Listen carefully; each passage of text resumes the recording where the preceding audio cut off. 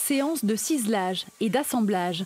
Dans cette fonderie, la statue de Saint-Exupéry prend forme.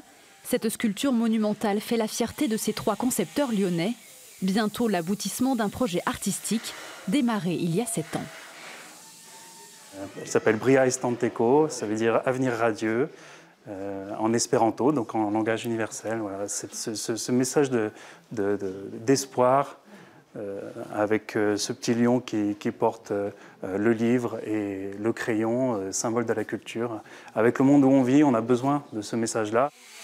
800 kilos de bronze ont été coulés pour réaliser cette œuvre à partir d'une pièce modèle.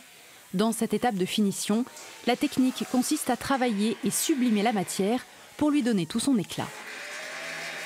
Parce qu'il faut savoir que ce modèle a été réalisé en 19 morceaux différents qui sont assemblés et ensuite on cisèle les parties, les cordons de soudure pour pouvoir patiner la pièce.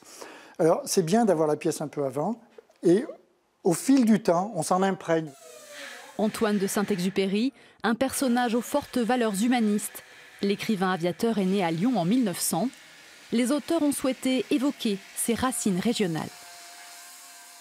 Pour que cette sculpture symboliquement devienne importante, il fallait lui trouver, comme on le fait pour un arbre, une terre propice. Cette terre propice, c'était le complexe aéroportuaire, puisqu'on voulait que ce symbole s'adresse au monde, ça soit une ouverture de la région sur le monde.